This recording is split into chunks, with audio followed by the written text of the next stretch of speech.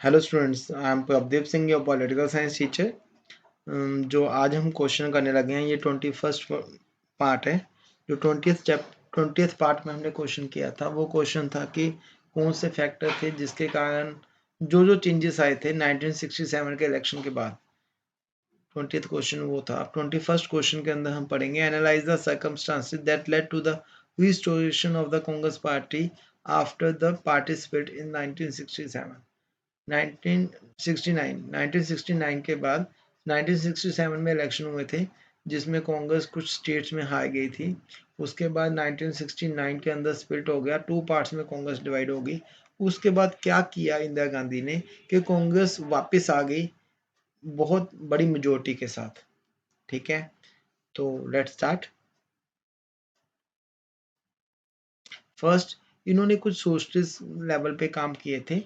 ठीक है, सोसाइटी के लिए इन्होंने 10 पॉइंट्स प्रोग्राम स्टार्ट किए थे, जिसके अंदर काफ़ी ज़्यादा प्रोग्राम्स थे for the poor people, Dalit peoples, all kind of things. ठीक है, इसके अलावा नेशनल बैंक थे, 14 नेशनल बैंक उनको कर दिया था। Nationalisation of the general insurance and poor programmes like गरीबी हटाओ प्रोग्राम्स, ये स्टार्ट किया था इन्होंने। स्लोगन दिया था, दैट्स वाई इनको वापस 1967 में इलेक्शन हुआ। तो उसके बाद जब कांग्रेस टूट गई तो 1972 में जो इलेक्शन हुए उसमें कांग्रेस वापस आई। ठीक है, कांग्रेस की ही गवर्नमेंट बनी टूटने के बावजूद। तो उसके ऊपर है क्योंकि इन्होंने ये सारे काम किए थे। इसके अलावा लैंड रिफॉर्म्स किए थे, लैंड सीलिंग एक्ट किया था इन्होंने। ठीक है, तो लैंड सीलिंग एक्ट क्या होता है? लैंड रिफॉर्म तो आपको पता है कि कई तरह के आप फैसिलिटी प्रोवाइड करवाई for the to the farmers. ठीक है, और लैंड सीलिंग एक्ट क्या होता है? Bringing an equitable distribution of land, के सभी को इक्वल लैंड दी गई। क्योंकि इंडिपेंडेंस के बाद क्या हुआ था, कुछ लोगों के पास लैंड बहुत ज़्यादा थी और कुछ maximum of the people are landless. तो इन्होंने इस एक्ट के अकॉर्डिंग जिनके पास ज़्यादा लैंड थी उनसे लैंड लेके इन्होंने जो लैंडलेस फार्मर्स थे उनको दे दी। इन्होंने लिमिट रख दी थी, उसके ऊपर काम हुआ था ये सारा। नेक्स्ट, गरीबी हटाओ। गरीबी हटाओ एक पॉजिटिव प्रोग्राम था जो इंदिरा गांधी ने स्टार्ट किया था, स्लोगन दिया था। ये काफ़ी ज़्यादा पॉपुलर भी हुआ था, लोगों ने इसके ऊपर फेथ भी किया था। Abolition of the privy purse, ये क्या था बेटा? प्रीवी पर्स क्या है? Payment made to the ruling families of the princely state. जैसे कि आपको पता है कि at the time of the independence हमारे पास 565 प्रिंसली स्टेट थी। आपने फर्स्ट चैप्टर में पढ़ा हुआ है, सेकेंड बुक के फर्स्ट चैप्टर में 565 हमारे पास प्रिंसली स्टेट थी। और जब इन्होंने इंडिया के साथ उनको मर्ज किया था, इंटीग्रेट किया था, तो कुछ उनको प्रॉमिस किए गए थे कि अगर आप हमारे साथ मर्ज करते हो तो आपको ये सब कुछ मिलेगा, आपको इतनी फैसिलिटीज मिलेंगी। ठीक है, कुछ एग्रीमेंट्स हुए थे आपस में। इन्होंने जब से 1969 के बाद इन्होंने उसको क्या किया, उसको अबॉलिशन कर दिया, ख़त्म कर दिया। जो ये प्रिंसली स्टेट की फैमिलीज को कुछ अमाउंट या कुछ फैसिलिटीज एक्स्ट्रा देते थे, ठीक है, वो बंद कर दी। जब बंद कर दी उसका भी इफेक्ट, पॉजिटिव इफेक्ट पड़ा लोगों के अंदर। क्योंकि जब भी कोई गवर्नमेंट कोई ऐसा डिसीजन लेती है, ठीक है, तो लोगों को लगता है कि अच्छा है, क्योंकि ये जो एक्स्ट्रा इनकम एक फैमिली को, एक पर्टिकुलर पर्सन को जा रही है, तो वो रॉन्ग है। ठीक है, generation of the sport base among the disadvantages landless labours, इनके ऊपर काम किया गया। जो डिसएडवांटेजेस ग्रुप है सोसाइटी का, जो लैंडलेस लेबर्स थे, दलित थे, आदिवासी थे, मिनॉरिटीज पीपल थे, वुमेन थे, अनएम्प्लॉयमेंट, यूथ, इन सभी के ऊपर काम किया गया। ऐसा दिखाया गया कि हम आपके साथ खड़े हैं। ठीक है, उनकी सपोर्ट को जनरेट किया गया।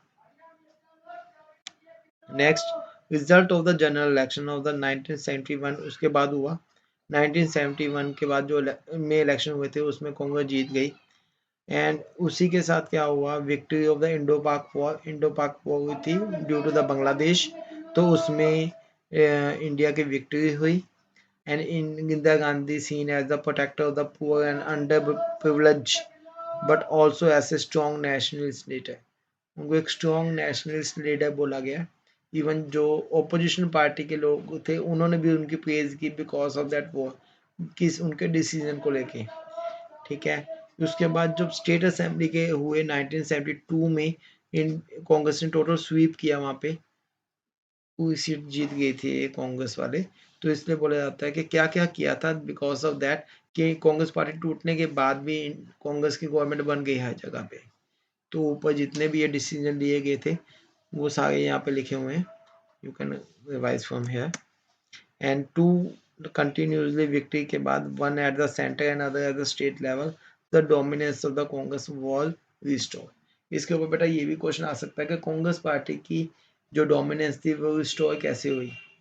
जैसे 19 फर्स्ट 3 इलेक्शन में फुली डोमिनेंस थी, 67 में कुछ जगह पे हार गए थे ये स्टेट लेवल में, उसके बाद दोबारा से रिस्टोर हुआ। ठीक है, ये जो 71 में इलेक्शन हुए थे, इसके बाद जो 75 में इमरजेंसी लग गई, इलेक्शन होने थे पर इलेक्शन नहीं हो पाए। 97 के में इमरजेंसी लग गई, 2 साल के लिए गई। 1977 में जनता पार्टी की गवर्नमेंट आई, उसके बाद दोबारा से 3 साल के बाद 1980 के बाद में इलेक्शन हुए। ठीक है, जो ये इलेक्शन हुए थे ये भी कांग्रेस जीत गई थी, यहाँ पे जनता पार्टी की गवर्नमेंट आई थी। ठीक है, जनता पार्टी के यहाँ पे कांग्रेस आ गई थी। ठीक है, 1980 के अंदर। तो ये क्वेश्चन मैंने पिछले क्वेश्चन में भी डिस्कस किया है इसके बारे में, ये सारा 1977 के क्वेश्चन ईयर के ऊपर डिपेंड था, जनता पार्टी वाला क्वेश्चन। ठीक है, तो आपने ये देख लेना है। इंदिरा गांधी हैव इन री इन्वेंटेड द पार्टी, दोबारा से पार्टी को बनाया, एक सुप्रीम लीडर बन गई। ठीक है, जो वीक organizational structure था and did not have any factions, but now the Congress restore all the powers by the changing the nature of the Congress itself। ठीक है, तो ये आपका क्वेश्चन है। ये क्वेश्चन आपके 6 मार्क्स के क्वेश्चन में भी आ सकता है और 4 मार्क्स के क्वेश्चन में भी आ सकता है, दोनों के लिए बहुत इंपॉर्टेंट है। Thank you students.